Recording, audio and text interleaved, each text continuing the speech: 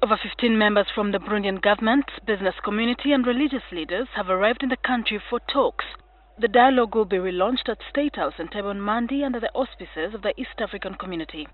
The chief mediator of the talks, President Yoweri Museveni, will lead Uganda's delegation, while Burundi's Foreign Affairs Minister, Alain Aime Nyamwite, will represent President Pierre Nkurunziza. President Museveni was appointed by heads of state of the East African Community during the third extraordinary summit of the heads of state in Dar es Salaam in July. President Museveni was appointed to lead the dialogue because the solution of the crisis in Burundi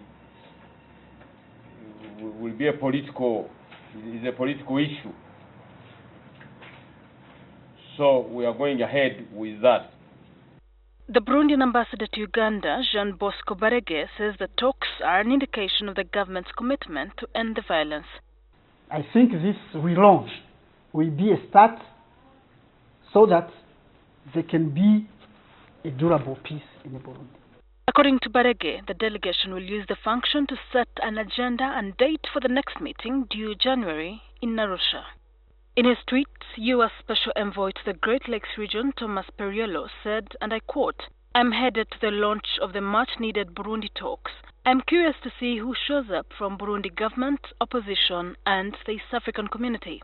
So who will be in the meeting on Monday? For the government, there will be 5 from the government.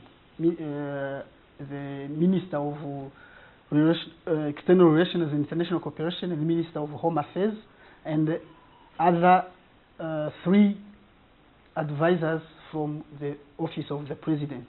Other members include 9 representatives from the Alexis Sinduhije opposition-led group, 5 representatives from the CNDD-FDD coalition government led by the Deputy Speaker of Parliament from the opposition, 6 women representatives, 2 cultural and religious leaders, and 2 civil society representatives.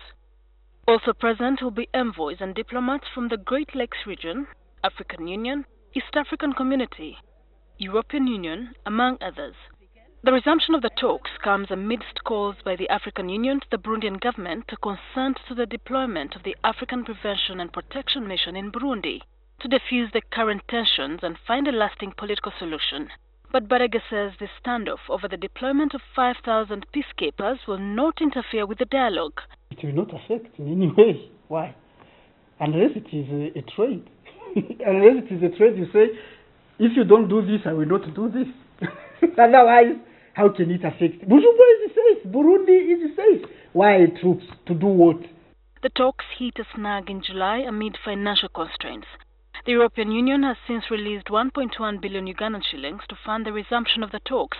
Clashes began in April this year when the coalition CNDD-FDD party nominated Pierre Nkurunziza to lead the country for a controversial third term.